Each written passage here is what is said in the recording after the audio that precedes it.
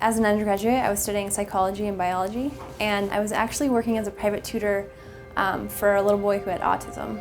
And I found myself just getting really interested in, what was kind of going wrong in the disorder and how we can help treat these people in the best way to teach them. And so that's really how I got interested in neuroscience. I enjoy finding a solution to a problem that hasn't been found yet. When I was in high school, I took an advanced biology class. One of the units was about neuroscience, and I just thought it was really awesome. And I decided to go to graduate school so I could research it. So that's what got me going. I really didn't know what I wanted to do, and I actually had a pharmacist come talk to me as a career day. So I did some research, and I found that pharmacists can actually do both clinical research and I'm actually doing a PharmD PhD, so I'm doing benchtop research and clinical together. So I really like this idea of bridging the two sides. My passion for pharmacy involves trying most of all to pass on the idea of improving patient care. Growing up, actually, in my hometown, there was a Skaggs pharmacy. So I always knew about the Skaggs family growing up, and I knew that they had a pharmacy. He's the fabulous donor whose name's on our new building, and it's been such a privilege to get to be in this building. It's the nicest building I've ever had the opportunity to work in as a scientist, and we were so devastated. The day we moved in was actually the day that we found out that Sam had passed away, and we're so grateful for the Skaggs family in general and their generosity to the U and to the program.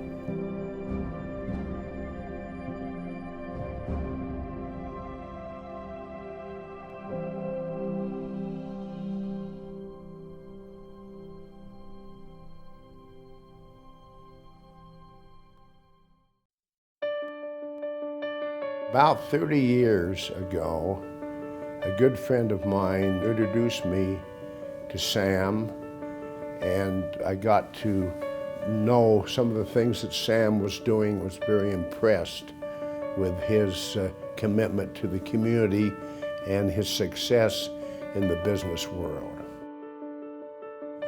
Sam was a great teacher. He cared about people and about giving back to the community. Mr. Skaggs represents a person with a great deal of courage, along with his vision, high integrity, and generosity. It is one thing to have a vision, it's another to carry it out. And so he began with just 11 stores. He was only 26 years old. He concluded his career with over 1,700. He was known for combining pharmacy with food chains and became one of the leading businessmen in this country. But he's also known for being very reticent and taking credit for anything. He's a man of a great deal of humility. I think that he saw that being successful in business is fine, and he and his family have been very successful, but he felt that you needed to give something back. Mr. Skaggs believes that the research done in colleges of pharmacy, that new knowledge in and of itself was very valuable. However, it should translate to new medicines and to improved health for people in Utah, the United States, and around the world. Research is, when we look back and see what pharmacy research has meant for disease and for illness and what it will mean, I think it's just beginning. I think the University of Utah and the School of Pharmacy in particular can really lead out in the state, nation, and world in breakthroughs and understanding how drugs and therapies can help people. Mr. Skaggs has this unique ability to seek out people in the business world, in the academic community, and in other settings who are themselves visionary and have a plan to make things better. And your Swinyard was of a similar type. My father, Jort A. Swinyard, was one of the deans, the second dean of the College of Pharmacy. We kind of used to laugh because we were the only college of pharmacy in the country on the lower campus that had 2 swimming pools, a basketball court, and a dance studio in it. I got to know Mr. Skaggs because of my dad's association with him when they were building and creating L.S. Skaggs Hall. And I can remember them working together quite closely. Through that shared vision and the urgent need to move from the women's gymnasium, and because of his generosity, we were able to do so in 1965. I can remember my dad loved working with Mr. Skaggs. He had a great love for him and the association he had. I got to know Mr. Skaggs better because I worked for almost 2 decades for Skaggs Companies. He was a great innovator, a great gentleman in every sense of the word, a great businessman, and a good philanthropist.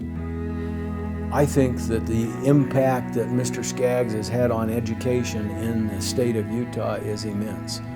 How do you say thank you to someone who has provided you with all the gifts and the capability to achieve your vision and your own goals? I don't think there's any way that we could ever totally repay the gifts that we've been given by the Skaggs family. But I think the one thing we can do is create the new medicines, be a leader in research and a leader in education, and try to honor that gift. The thing I think of the most when I talk about Sam, or I think about Sam, is his vision. You know, here's a man who had the vision to look at this college in particular when there were only 4 faculty members in the entire college back in the 60s, and have the vision to see that this college would be a leading college of pharmacy in the country.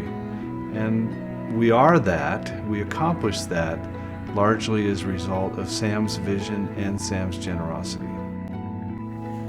Sam Skaggs has been a great mentor in my life. He's been a tremendous example to me to realize that when we have more than we need, to try to bless other people's lives. Well, I think the depth of penetration of his philosophy interweaves and permeates who we are in some way that is meaningful to Mr. Skaggs. I think the best thanks is that we carry out his vision, in addition to my conveying our sincere and profound thanks.